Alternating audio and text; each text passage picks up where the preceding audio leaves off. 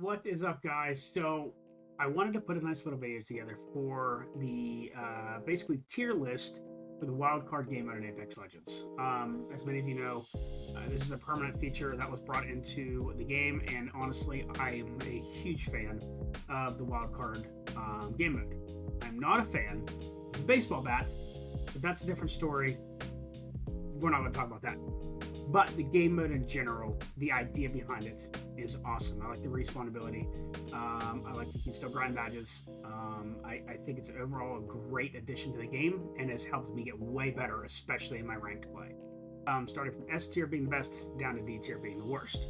Again, solely based on what I believe and what I've experienced playing the game so far. So, your guys' opinions will definitely vary, I am sure.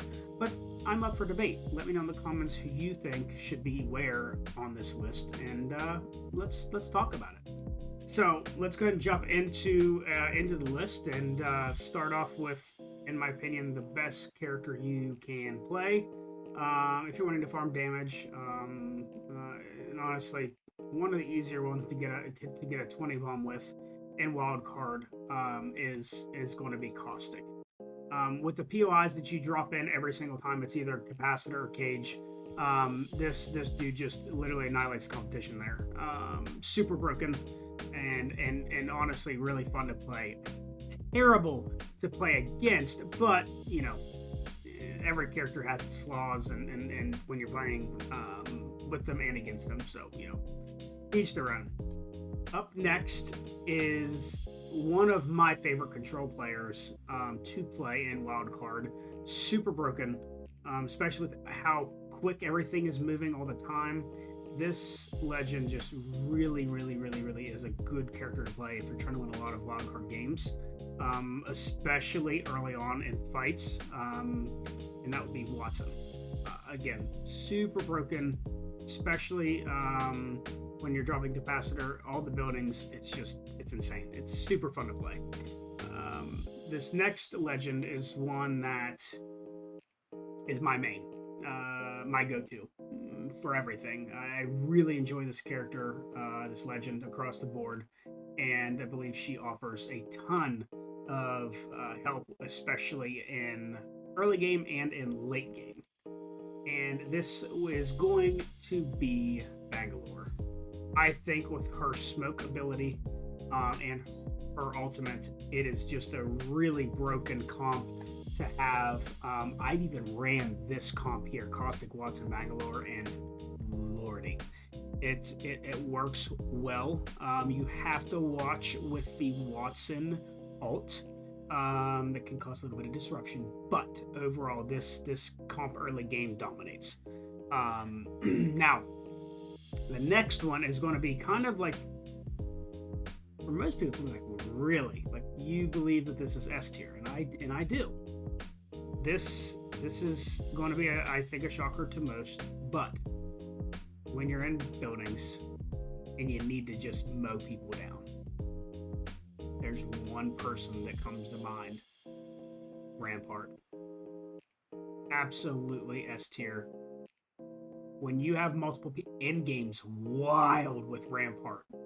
Another good comp, Rampart, Caustic, Bangalore, broken. Really fun comp to play. But Rampart, her shield walls and everything are super reliable. And especially on high points on the map, she can be really good. So that is my fourth S tier option, and there is one more that I believe fits pretty well into the S tier category. Some might disagree. However, seeing her played correctly, it's disgusting, and that is going to be Alter. The abilities to move through the buildings and get away from people is insanely amazing. Being able to trap or catch people through the ports is another amazing play. It can be really broken depending on what POI you land on. This next one, I honestly could fall in S tier. This is where preference comes into play. And one of my good buddies I play with, this is his main. And while this character doesn't have a portrait, you know who this person is, who this legend is. And that is going to be Sparrow. Definitely A tier. Likely to be S tier as well. When played with the right comp, hands down. Sparrow is super super fun, super beneficial to team fights, especially in these POIs where people are running all over the place. The utility Sparrow brings, and the ultimate is wild for endgame, absolutely broken for endgame. A caustic Sparrow and Rampart, and I mean, if you don't win, you're nuts. I mean, it's just that's what it comes down to. So that is the first A tier legend, and again, likely to be S tier as well. The next up, and I put this together in my mind as being an A tier because of the ability to get the weapons very quickly early on, the preferred weapons very quickly early on. 301s are hard to come by, but if you can get them early, super broken. It's one of the quickest way to get your damage badges or 21 badges. And it's getting a 301. We can sit here and argue all day. I think 301 is still the best assault rifle in the game by far. The flatline's complete trash right now. So in order to get that, pretty quick, and again, because flatlines aren't, or not flatlines, your 301s aren't really common on the ground. So that would be Loba. Super reliable to get those guns that you're really looking for to farm damage to get those kills. Loba comes in clutch. The next one is going to be not really surprising for most, but maybe since his nerf, whenever he just got everything ripped away, and the rework that came with this was just a kind of a shock to me. But especially in this game mode, Bloodhound falls right into that A tier list. And if you're not running Bloodhound, give it a try for a couple games. I mean, he really is good for getting kills and letting your teammates know so that you can survive longer, even if he's just acting as a support. He is an excellent legend to play in this game mode. Next up in the A tier list, and again, I fought this tonight and I was ready to pull my hair out. It was absolutely terrible, but super fun to play, and that's going to be Newcastle. The ability to res teammates. I was fighting a double Newcastle and a Wraith, and dude, the Newcastle they just kept resing, and then their Thunder Shield's down, and then they ulted, and they got double ults, and it's like, dude, it was, and you couldn't really push because they have the advantage, right? It was broken as hell. Newcastle A tier, potentially S tier with another build or with another comp in the S tier category could be really good. So. Yep.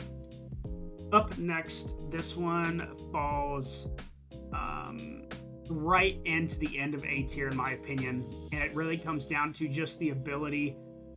The buff that you get from playing this character is super broken when you're having a team fight, and especially when it's all clustered like it is in the beginning of the POIs, and that's going to be Ballistic. I haven't played a lot of Ballistic, but Ballistic in that early game is super fun and really good to have in those early fights when you're just in the middle of these buildings just going at it. All right, let's move to the B tier list. I'm going to have to start out with Lifeline. Lifeline in this game mode is useful. Mid game, headed to late, can be really good, but because there's respawn, her utility kind of goes out the door to a point.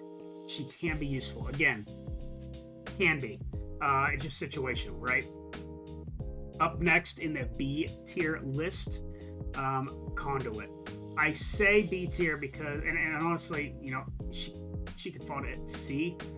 In this game mode, she's really good. I'm starting to see a little bit more of her play. So maybe she could be B tier, maybe even move to A tier, depending on the comp that she's ran with. But Conduit doesn't offer a lot of utility up front. Like, the shield's great, but you're getting shot at by so many people that the utility doesn't benefit greatly at all times. It could be better in her ultimate. It's I don't think it's that great for regular pubs or ranked either. But that's, again, personal opinion on that one. So take it for what it's worth. I do believe Conduit falls into that B tier range. Up next in the B tier category, this one could go A. I really like playing him. He's a lot of fun, and that's going to be old Fuse. He's super reliable in team fights. and can overall play very well with many comps. I've done really well with Fuse, especially in game with his ult and his utility. Super broken for those close quarter fights. It can be good with somebody like Caustic. So, again, he can be B tier or potentially A tier as well, depending on who he's ran with. Up next in B tier, Horizon. I mean, Horizon overall is really good. Again, potential A tier, and I say this because the start of the game is super important when you land to get your weapons. Her ability to not get stunned when she lands is super nice in this game mode because you can get weapons off the rip a little bit faster, which can make or break the difference in how well your game goes. And again, her ultimate's good, especially in game. If you're running Caustic, even Rampart, it's broken. Horizon can be very, very good, but I do think falls in that B tier list just based on gameplay and how fast it's moving. I don't see a lot of Horizon play because when you do, if you use your Q ability and you go up in the air, you normally get killed pretty quick. People target that pretty fast. So, again, some people might beg to differ, but like I said, she could be A tier as well, depending on who she's ran with. Up next in B tier is going to be Wraith, the one, the only.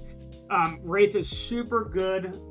Really, if you're playing with randoms and you're not playing with a team, she can be really good because she can solo play really well. And team fights can be pretty good. It depends on where you're fighting at, what POI you get to land at, but she's also good for getting out of situations where your team could potentially all die. So she falls, in my opinion, in the B tier list. If you're a solid Wraith player, you could probably move her to A, but the average person that's playing this legend is likely going to fall in a B tier list based on that, on just her ability to, her lack of ability to really help benefit a team fight. Because that's really all wildcard is. You have to have team fighting abilities, and you also have to be able to survive. That's where she potentially becomes A tier, is her ability to survive. Up next in the B tier, this legend is one that I've grown to play a little bit more of here and there, and I think because of the ability to track enemies, it makes it worth a B tier average, and that's going to be Seer. Seer's really good. The ultimate's really good, especially in the beginning zones because the POIs are pretty small and condensed. This gives you a lot of visualization on where people are at. And again, their Q ability, you can hit a lot of people at once. When I tell you, like, if you haven't played Wildcard yet, it's a lot of condensed fighting. So Seer can, depending on who he's ran with, could become A tier as well. All right, let's move on to the C category. And again, we're getting to the characters that where their utilities are like, okay, cool, but what's it offer? And up first, I am going to say Catalyst. While Catalyst is really good for building fights, she's also more of a ranked character, in my opinion.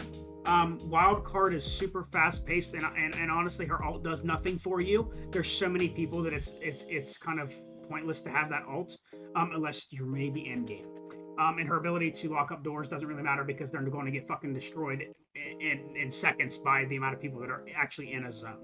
And again, more of a ranked pub character there.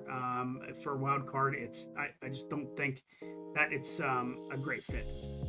Up next in the C tier is going to be Valk. Now, some people are saying this is definitely D tier. I think Valk's good for rotation. It's the main purpose of her, right? She does offer the ability to rotate the zone if you are struggling. Because here's the thing, if you don't have a way to rotate the zone, your best bet is to hell it when your teammates die and then let them fly into zone, and then you guys try to fight, get some kills, and then die, and then find a zone. Valk kind of eliminates you happen to die. It allows you to kind of rotate zone a little bit quicker. And her ability to fly up onto higher ledges and higher points is really broken in this game mode, trust me. It gives you a big advantage, especially when people are mongoing you. You have the ability to get up on things that they can't, and gives you a better vantage point to shoot at them.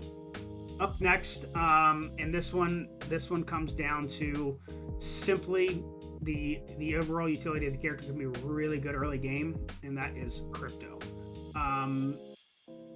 His ability with his drone to res is obviously pointless because you don't need that in this game mode, but if you can get his drone in a good spot where nobody sees it It can be really useful to farm kills, to farm people, depending on where they're at. Um, he's going to play a massive support role in that manner because he's going to be able to give you insight on where these players are at, especially when there's so many, what buildings they're in, things like that. And lastly, we're left with 3. These, in my opinion, are the ones that just don't have a massive use in Wildcard. It's more solo play style people. And that first one is going to be Revenant. Revenant's kind of a crap show right now. His ultimate's trash, completely trash. Respawn, please revert it back to the old one, please. I would much rather play, I would play Revenant a lot more. But his ultimate just does nothing. It literally doesn't help him at all. I swear it doesn't do anything.